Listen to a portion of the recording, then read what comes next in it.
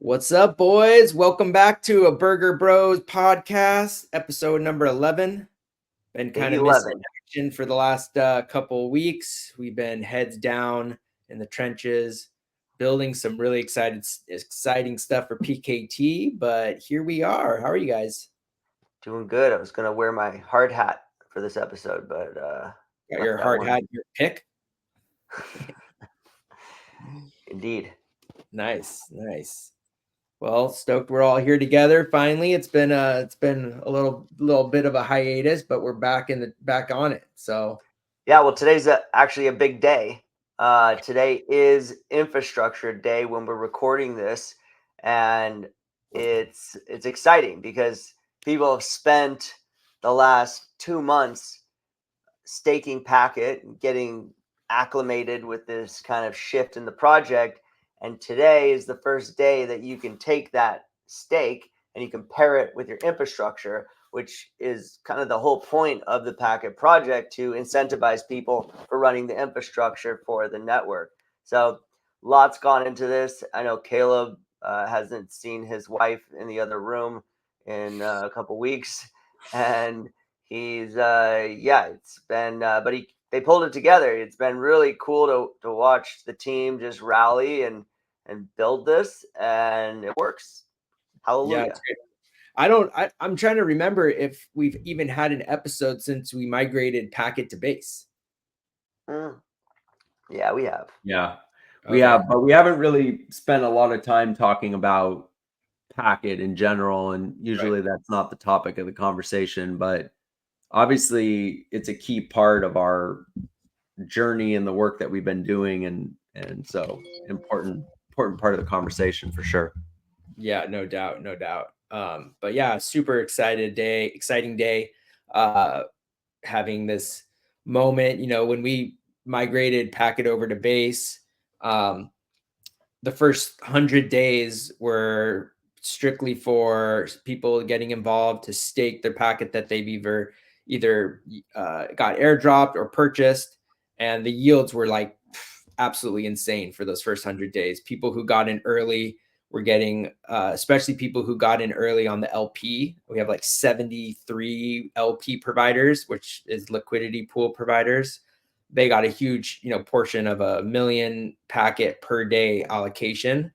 And so now that Infrastructure Day is here, got to get on board with infrastructure. You ain't getting your yields anymore. So I know, there's a couple different ways for people to get infrastructure.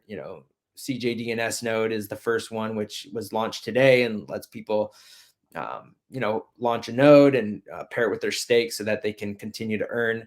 However, there is a grace period, isn't there, for like 30 days. 30 days. So basically at the end of November, if you don't have your shit together, you're going to be eating your lunch because you ain't going to be earning any Packet on your stake. Actually, someone else will be eating your lunch. But to your point, people jumped in, claimed their airdrop, and staked it. Some people got in a couple days earlier than others. Some people got in a couple weeks, months earlier than others, and have been enjoying those yields that have been coming in every single day, multiple times a day. But yeah, to your point, at the end of this month, those yields will come to a halt for people who don't run infrastructure. And that was the whole point of the project. I hate the word infrastructure so much because it doesn't, when you say the word, it doesn't mean anything. There's not like a visual that pops into your head. It's like, oh, infrastructure, I know what that is. It's like, well, I think of like a foundation, or like steel bars holding up the friggin' outer. Exactly. But I guess you're going to go live in concrete. You're going to go build a bridge, Jared, because I got my pitchfork. I got a bridge that I just built over my pond. Build bridges with pitchforks, sir. I know about building bridges. Pitchforks are for hay. Hay is for horses. First day on the job, building a bridge with a pitchfork. Going up with my pitchfork. Get stuffed in your locker that day. The problem with the word, obviously, is no one knows what it means. But so much so that they're showing up with pitchforks. Jeremy showed up to work with a pitchfork and didn't get his yields, still confused. But now we know people in the Packet project and even just normie, family members and friends who wanted to get involved with the early version of Packet and doing mining, understood that they had to go rent a server and install some software on it, and they would get paid every single day for doing that. And that was really exciting for people. A lot of people who had never been involved with crypto at all, they were just like, all right, here's my credit card. Let me rent a server and let me install the software on it. And let me, start getting paid every single day. And the truth is, as the years went by, we realized that action of setting up a server and running that mining software didn't do anything to build a network. It was just a way to make money. And what happened is those people would just get their packet and then just sell it. And so all that was doing was just driving the price of the project down, and no one was actually building the actual network, which was the whole point of the project in the first place. So this new version, this updated version in the migration of the project is that same concept, which is go get yourself a server or a computer or some sort of device that you can install software onto. And now with that, and that has to be connected to the internet. And then you'll install a very specific type of software that actually does the routing of the network. So it means that and we always use that analogy. It's like you're a telephone pole in the network. And so if everyone sets up a telephone pole, proverbial telephone pole, then we basically have built this network around the world of people who are being paid to participate. And the end result of that is really powerful because you're just going to have this network that's powered by people. And so that gets me really excited. And ultimately that's the vision for the Packet project as a decentralized network. And how do we get there? We need people to be compensated for running the actual infrastructure of the project. And also the staking element of it isn't just locking up your coins arbitrarily. It's to create a commitment that you're going to run infrastructure for a period of time. And so by people staking for a year, you're making a commitment that you're going to run your infrastructure for that full year. And that's really valuable to the network. As people are using that infrastructure, they know it's going to be there when it's time to use it. And so that creates the resilience of the network as it continues to expand. Yeah. I also really love the idea of like being able to like just compound your staking yields. So like if you refer 10 people and you're getting like 1,000 packet a day, right? You run that shit for, 3 months, you're gonna have 120,000 packet. Then you go and restake, or you go stake into the LP and you just add that to your other stake. Now you just compounded all the stake that you had. Now you're going to earn more per day. And you just keep doing that for a year, bro. And at the end of the year, you're going to have compounded all this stake, all this packet, and yield like crazy results. Like I think I have like maybe like 7 referrals, and it was doing like 1,800 packet a day. And I just did a dump stake of 120,000 packet, and now restaked it. Now I'm getting another 1,000 packet a day. So now it's like 2,800 packet a day. But even doing it without even LP, just regular staking, Sure, I've been doing that. I've been taking all my stakes and just restaking it, adding it to my stake. I mean, taking all my yields and adding it to my stake, and that's because the yields obviously go down over time, but that's been re-upping how much I'm earning per day, and yeah, it's been incredibly lucrative. I've been hosting a webinar every single Thursday, just trying to tell people about this. I'm like beating the drum on it because it's paying out so good. And it's just funny. It's funny how jaded people are. There's been a lot of BS in this industry. And so I get it. I get that everyone's been sold a bag of goods or a bill of goods for a long time. and there's just kind of this level of trust that you have to overcome. But there's people who have just been like, fuck it, I'm in. Like one of our advisors just day one went and took action, and I think he made like 2 million packet in the first week, because he's like started staking before I even started staking. He was just like, all right, I'm in, done.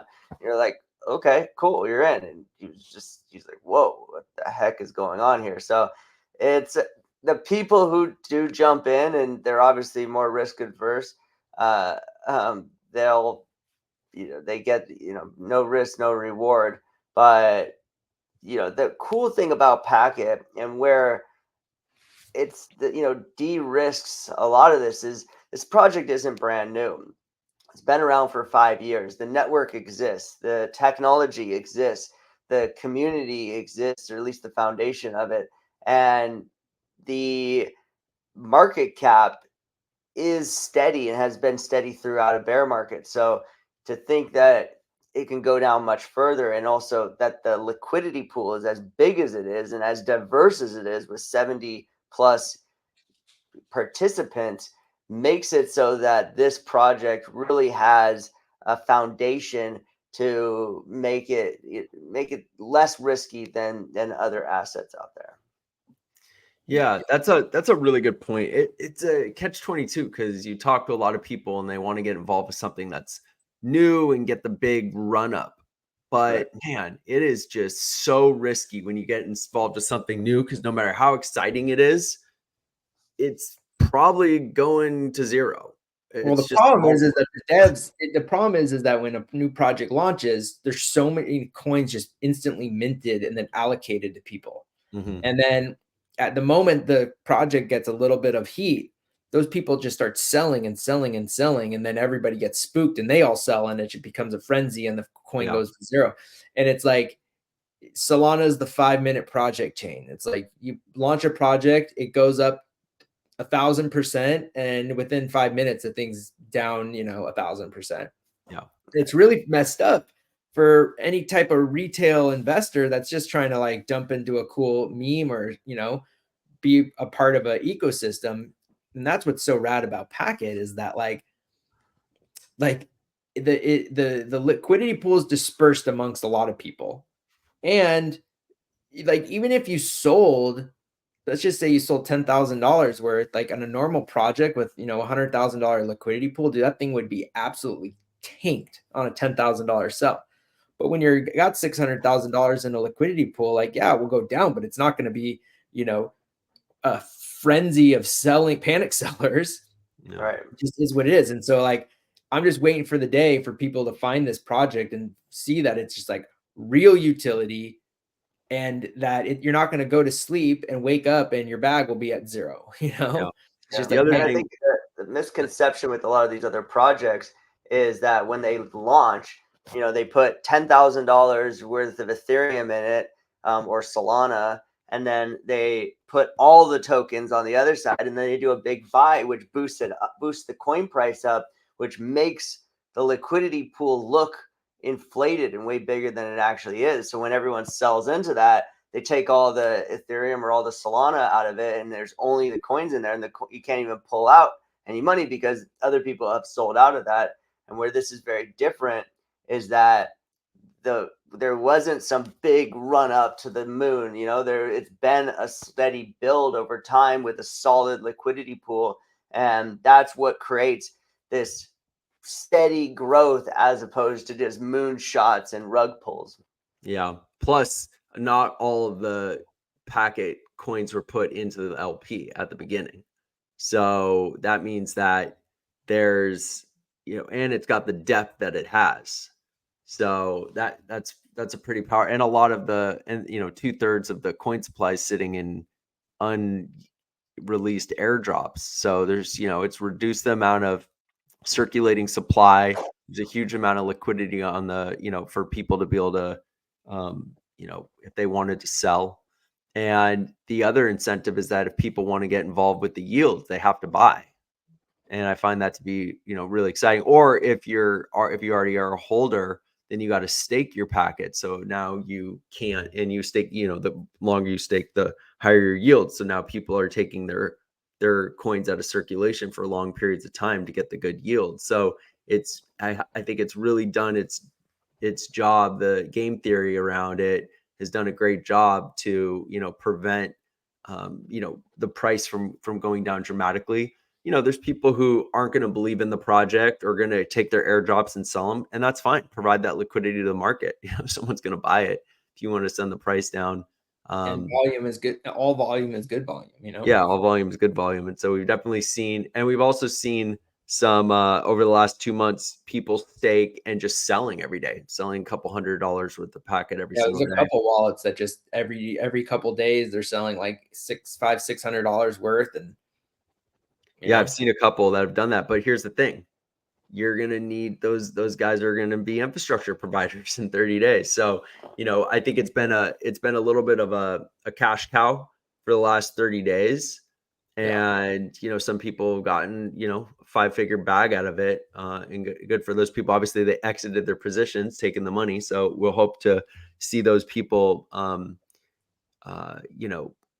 feel the pain when the price 2, 3 plus X's. Obviously, they have their next airdrop that will come in February. And what happens? I got a question. Running. What happens for somebody who stakes for a year, but they don't add the infrastructure? Then their coins just sit there for a year, yielding nothing. Yes. Yeah. So you basically have to. That's why that's the whole point. It's like we're not just doing this for just like, it's not just another staking project. This is a DPIN project. Packet's been doing DPIN before that was even a term. And it's for people to run that infrastructure and make resilient, reliable infrastructure. So people are going to get in line.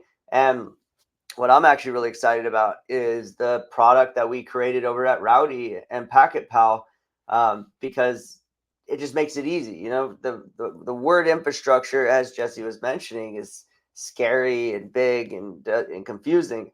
But with the Packet Mini, you can just plug that thing in. It's totally plug and play, and Packet Pal will stake on your behalf to generate yields. And so, we were just kind of milling through the offering and making it really sexy so that people can just get involved really simply and make money off of it and just be able to utilize this product. So I'm excited for people to start, getting this product and plugging it in and starting yielding again. And this product becomes required almost if you aren't a technical person, because you can just plug it in and it pays for itself. And that's gotten me excited, because it's been a long road of just figuring out where this product fits in the ecosystem, because it does provide a lot of value. But now when infrastructure is required to generate the yields, and it becomes a fundamental part of the project itself and an extremely useful part of the project, these products become required for the majority of the participants, and allows us to go out to people who are non-technical and get them in the project and onboard them, especially when we're looking at media who aren't always very technical people. Yeah. It's a great point, Josh. I definitely agree that the mini and even the cube, can become really valuable again for people to have them. And we were working on it today, just trying to get the value proposition to calibrate properly, where people can understand what they're going to yield, how much they're going to pay, what they have at the end of a year, and making it so that the amount that they're paying, actually makes sense. And with Packet Classic or Packet Crypt mining, it just never made any sense. Like there was a period of time where it did, but it crossed where the yields were so low and the cost of operating the node were so high, and operating the node brought absolutely zero benefit. That just didn't make sense. Absolutely just obliterated your internet. I mean, you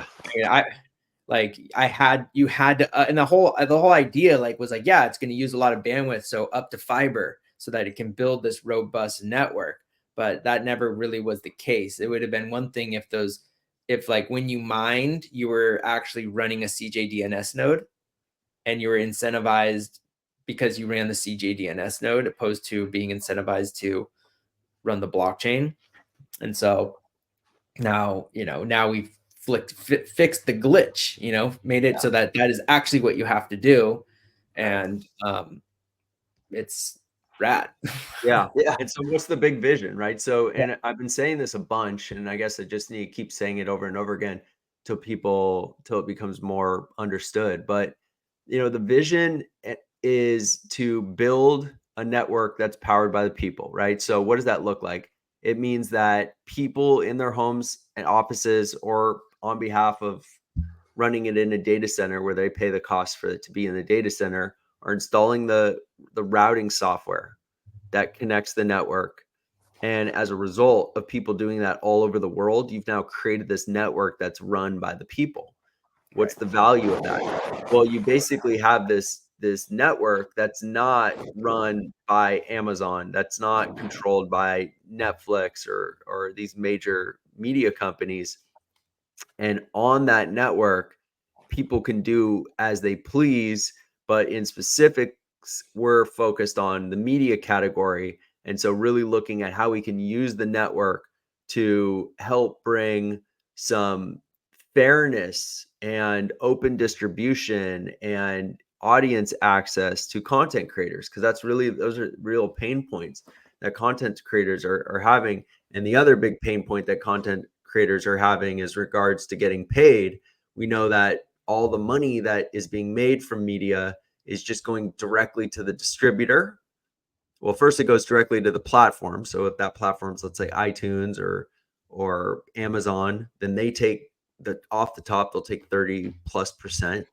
And then 70 cents on every dollar then goes to the distributor. And the distributor usually takes 100% plus of that money until they've made all their money back that they've put into any given project. And that can be forever. They could just say, hey, we never made our money back. And so you never, as a content creator, get paid. And this has become a prevalent thing. And so our goal is to build an application that will run on top of the Packet network and open the door for many other people to build competitive applications where this type of distribution reality becomes accessible. And instead of going and building that on one of the competitor platforms, the idea is to build something in an environment that's operated by the people. Why? Because if you wanted to build this where it wasn't operated and powered by the people, you would have to put up all the expenses to run the infrastructure, to pay for the servers, to pay for everything that would operate that network. And it's incredibly expensive. I mean, you're talking about going up against trillions of dollars worth of market cap competitors. So who spend hundreds of millions of dollars a year to operate those businesses. So if Billions. billions. So if you want to compete, you better have billions of dollars yourself or create this kind of network effect. And so the goal, and this is where the goal gets hard. And I think we realize how difficult this value proposition is, or this dream is. The goal gets hard because it's like, how do you get people on board to help? How do you get people inspired to get involved? And this is Josh and I have spent a lot of time talking about ways that we can inspire people to participate in this, and also get access to the people who this really is impacting and could choose to make a difference. That whole idea of like, well, I'm just one vote, how does my vote make a difference? Or I'm just one node in a network. It doesn't really matter if I run one or not. But all of a sudden, when you have millions of people who vote, or you have millions of people who run a node in a network, now it makes a difference, right? But how do you go from an idea to a movement? And I think the way you do that is you've got to get people to take action. You got to get people inspired. And I've said this a million times, which is that there's two ways to get people to do something. One, if you really, really inspire them and they believe, right? So like religion, no one gets paid to go to church or, get paid to do their religion. They believe that, and that's part of their life. Or they get paid. And that's like, hey, whether you love your job or not, you go there to make money. And that whole little saying that I love, which is that if you love what you do, then you never work a day in your life. But still, you're doing it because you're getting paid for the most part, or at least that's a great byproduct for it. And so in this case, having there be an economic incentive, meaning you get paid for taking this action, hopefully you believe in it as well, can inspire people to take action and get involved with this thing and help build it. But still, it's like, how do we get that spark? How do we get that catalyst where thousands or hundreds of thousands of people can get involved to make this a reality? Similar to what happened with Bitcoin, which was, I think, came from the Occupy Wall Street movement, where people were just like so upset. This was if you can rewind your mind back to the era of 2007, 2008, 2009, when it was like the financial crash and banks were going out of business and people were losing their homes. And, it was just like, it was a real dramatic time. And the whole Occupy Wall Street movement happened, which was like, F the big banks. And there was, people protesting, down in the streets in Wall Street. And out of that movement came Bitcoin, which is like this idea of, let's take the power of money, and let's give that to the people. And let's have a cryptocurrency that has a fixed number and where it can't be inflated, and the banks can't cheat and say they have a certain amount of money on deposit that they don't. Like, it's like verifiable money. And in the beginning, everyone's like, that's so stupid. That'll never become big. And I asked an early Bitcoiner, Josh, remember when we were with one of our buddies, and I asked him, and he was early Bitcoin. And I said, when Bitcoin just started, what was like the price target that you guys were talking about? When Bitcoin wasn't even worth $1, what was the price target? And he was like, we were always saying Bitcoin is going to be worth over $1 million. That's crazy, because it like means that they understood that this was such a big idea, but it was so far-fetched to go from $0 to $1 million a coin of some digital money in a wallet that no one has. But it shows that, like, if something can actually resonate with the public, like, anything's possible. What were you gonna say, Jeremy? No, go for it, Josh. I've been in the Screen Actors Guild since 1993. I was 8 years old when I joined the guild, and I remember, and obviously years after that, they came out with these new contracts called new media, and it was this new thing that just came on the scene called Netflix. And it was this very fringe thing called streaming. Nobody did it. It was just kind of this like throwaway thing. And YouTube came out around that time too.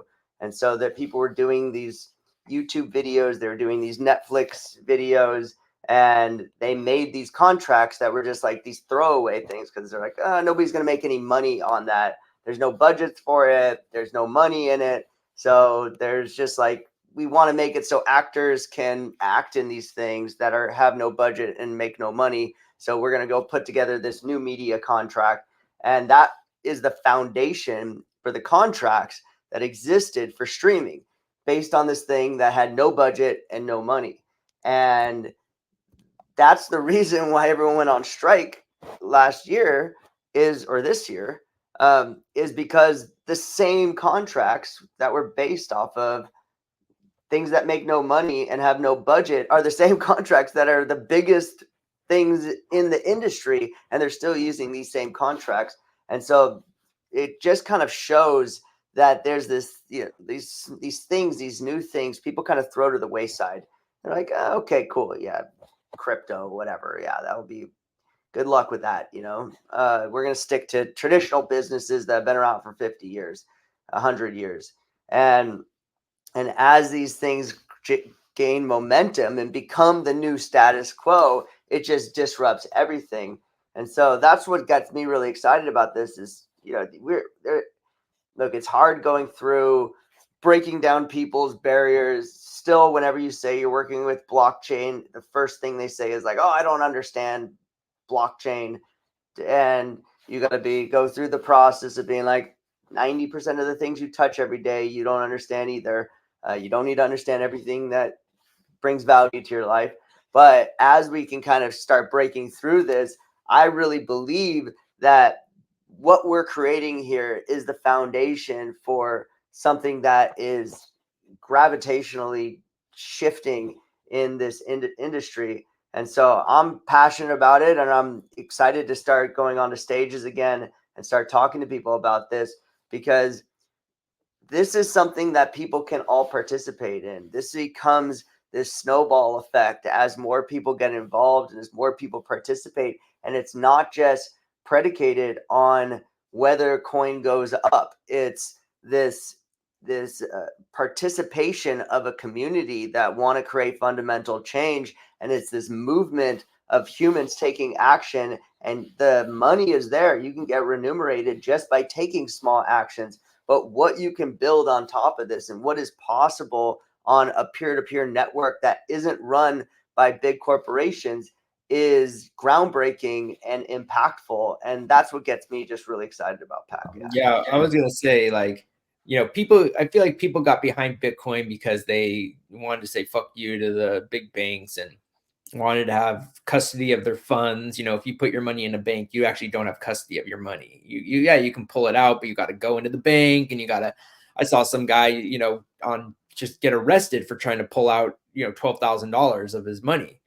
And it's like, so people got behind Bitcoin because it was a way to actually control your own money. And like, it created a movement. I remember hearing about Bitcoin in 2014. One of our an investor or advisor in a company we were working on, he was talking about it, and I was like, "How do I get How do I get it?" And like, I just didn't understand it. It wasn't like, it was so early, and I wish I had spent more time trying to understand it. But I knew about it, and I just didn't know how to get it.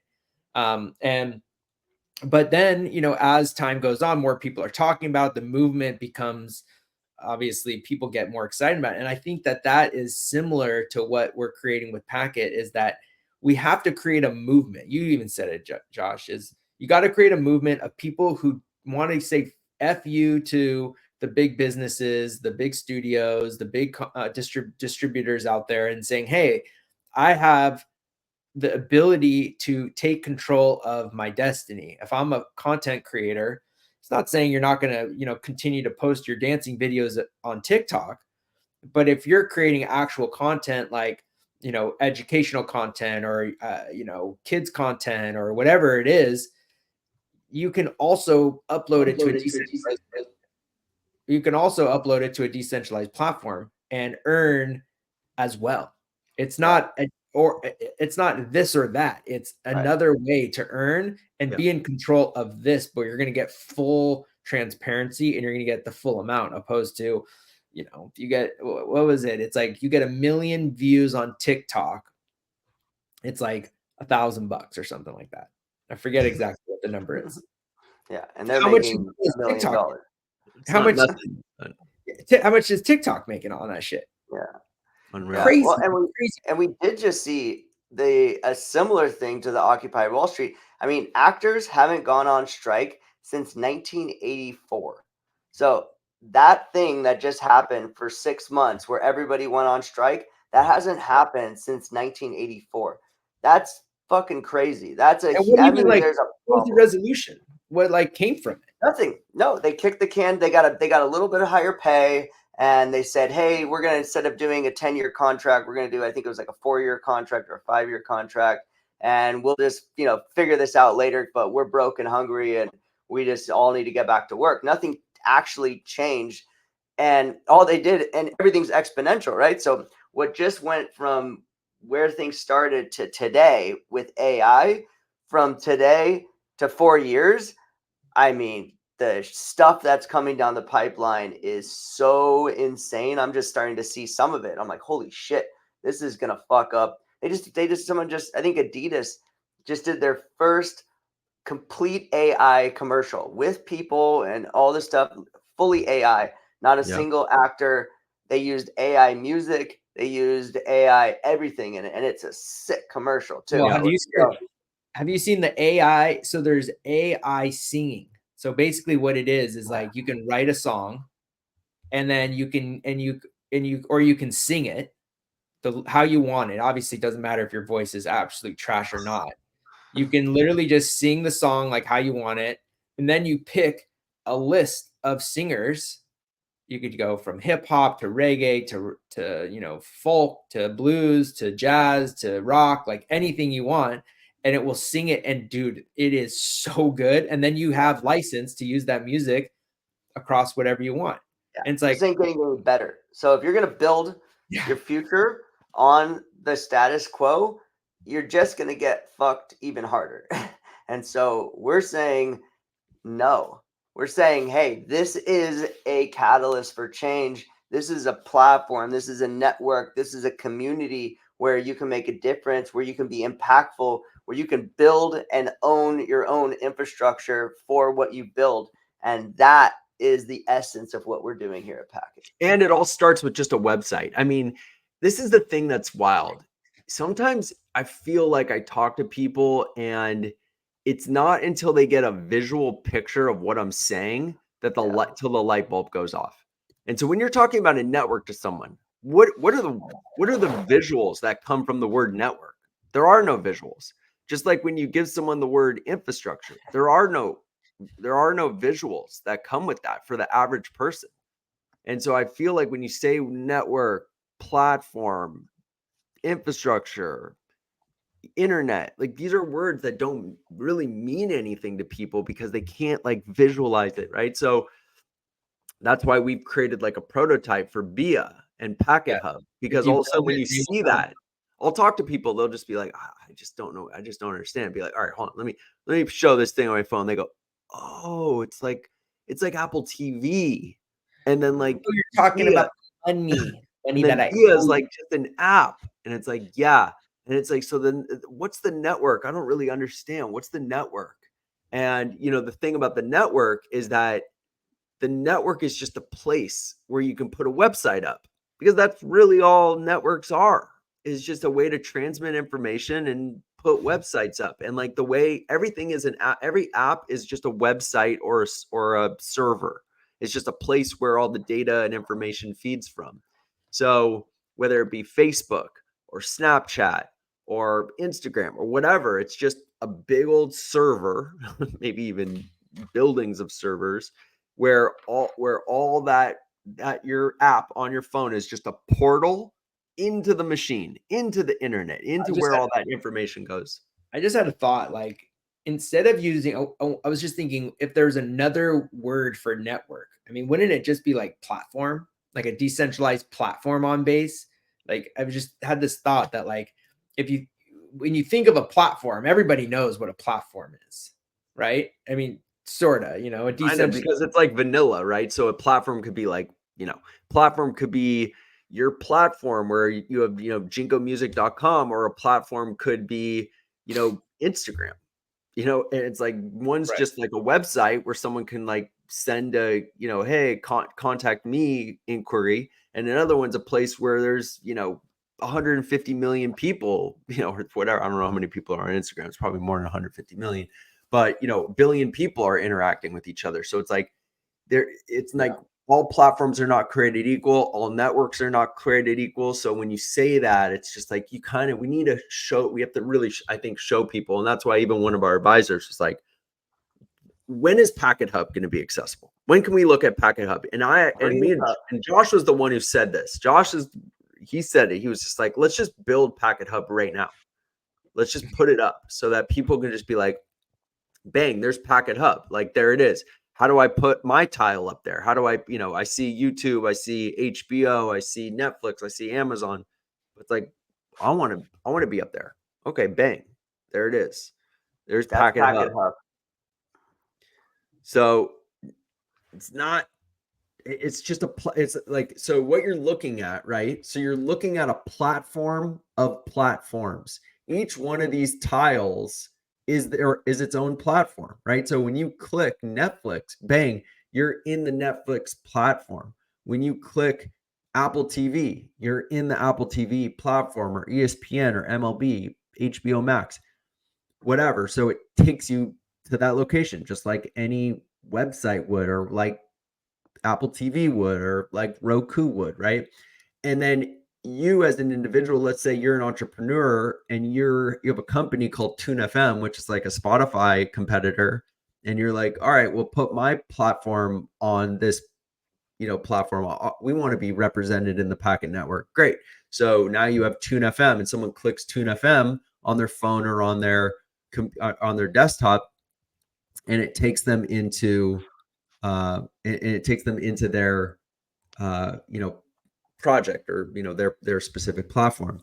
Now, the interesting thing is when they click this, it can take them to the website that's built on the regular internet. Maybe they even are hosted on Amazon AWS, or you can host it natively inside of the Packet Network or on the Packet Network.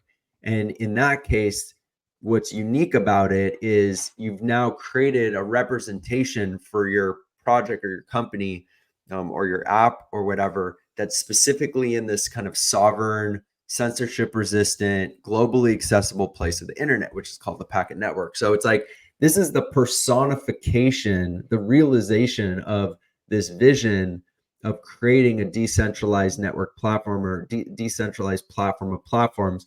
And then the vision is that, everything we talked about trying to help content creators, that ain't going to happen with Netflix. That's not going to happen with Hulu or Amazon or YouTube or Apple TV.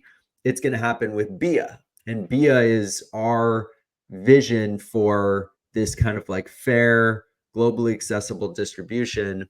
And so that's obviously something we have to build, that will live in this hub, that will live on this network, and will provide those benefits and bonuses to people who get involved with it. But again, BIA just is one platform in this ecosystem. And so that's a great, visual reference. It's nothing, world changing just when you look at it like that. But what it represents is world changing, because it makes it so anybody can have their representation on that network really easily.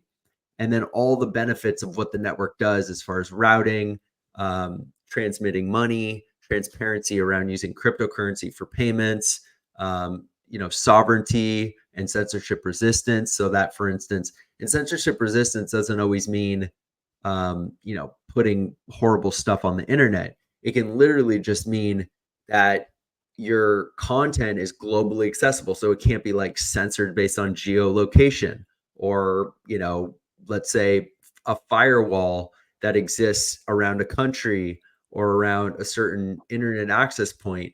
This can help circumvent that, so people can access content no matter what. So these are really powerful aspects of this network that enable content creators, someone who's just like, hey, I just want to make a movie, and I want anybody to be able to access that movie, or make a website, or make a blog, or make a news site, and I just want anybody in the world to be able to access that from anywhere in the world, which seems simple enough, but it's generally not possible in every form. And so the Packet Network makes that possible. And then ultimately, everyone who's owns Packet, stakes it, runs an infrastructure node, is helping make that possible, is help supporting that vision.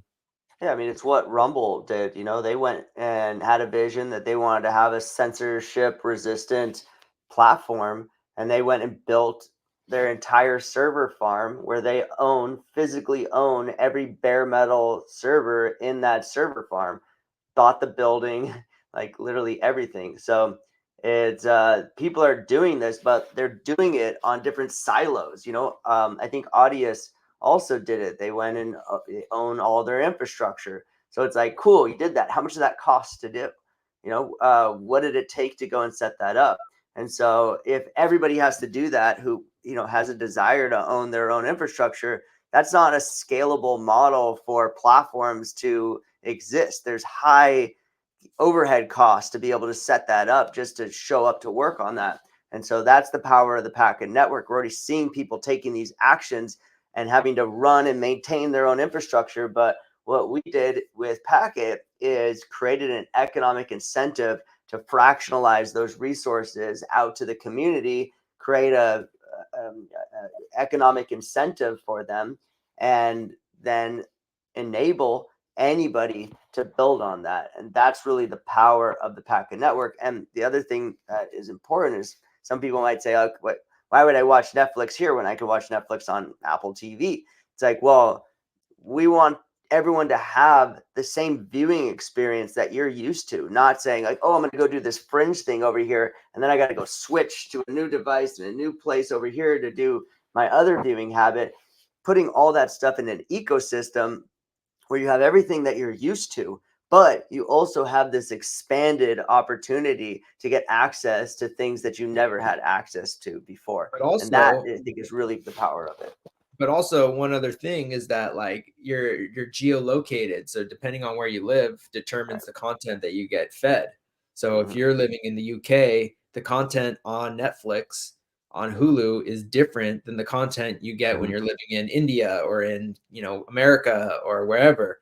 And so having a network that's that isn't geolocated, it'd be interesting to see. Well, because it would be run through a VPN, you could decide where you wanted it to be, and you could be fed that content. And I think that's really rad. And also what's really cool about BIA is that you're going to get fed the same content. Doesn't matter where you live.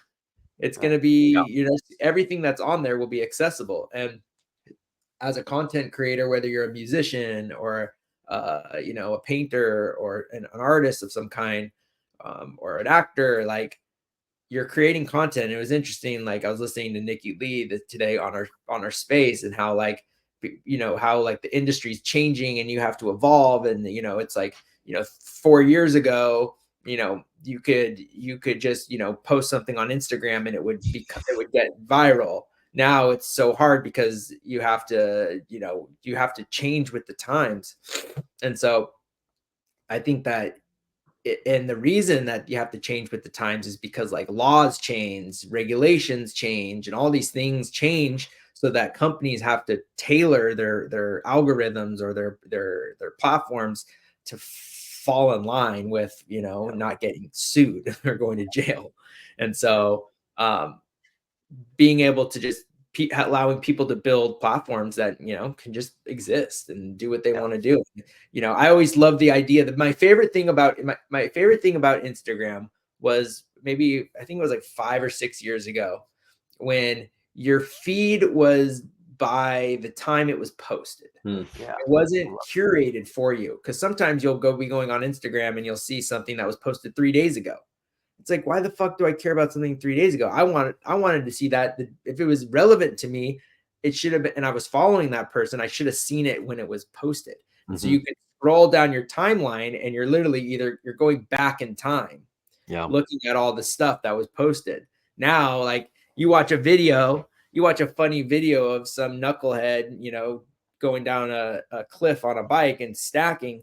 The next 100 videos you're going to see are going to be disastrous videos that are similar with that algorithm. And I like it, but I don't like it, because I want to see the shit of the people that I follow.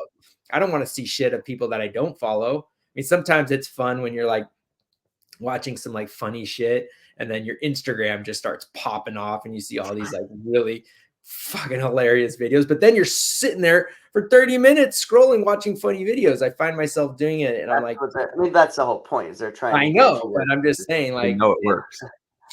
I know it works. But yeah, they've abused the algorithm to a max level to just manipulate their customers, their users. And and there's and how would you build a competitor to that? Like literally, how can anybody build a competitor to Instagram? It just instantly fail. Well, guess what? On the Packet Network, you basically could, because like you'll have the audience is going to be there over time, as we build this hub where more people are going to be coming to, where audience is going to come to, where distributors are going to want to distribute, where app makers and entrepreneurs and content creators are going to want to come in, and sell and be audience as well. And so when you have that convergence, then you also have the opportunity for other people to cross promote and build things there. And the power of a network, a decentralized network, is really incredible.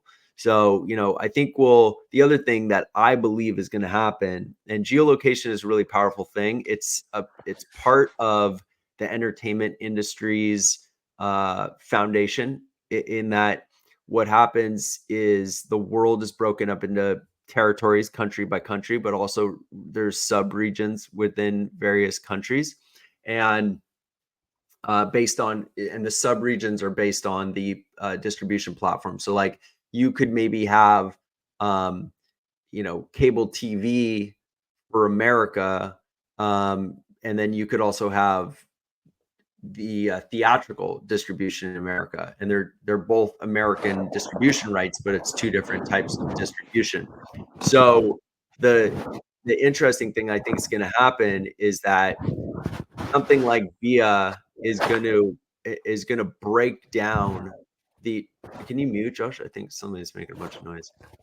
Something like VIA is going to break down the geo part of everything, like really badly, and I think it's going to change the it's going to change the complexion of the entertainment industry, because I think content creators are going to say, yeah, I want global distribution. I want my content to be globally accessible. I don't want to get paid for it. I don't want to get paid instantaneously. I don't want to pay 30% of my money to you and 100% of what's left to you. And then I get zero. Why would I do that? And then you got to chase it, and you only get paid 4 times a year. It's like the whole model is friggin' broken. Like that's if you're lucky enough to get that model. If you're lucky enough to even get fucked. Yeah.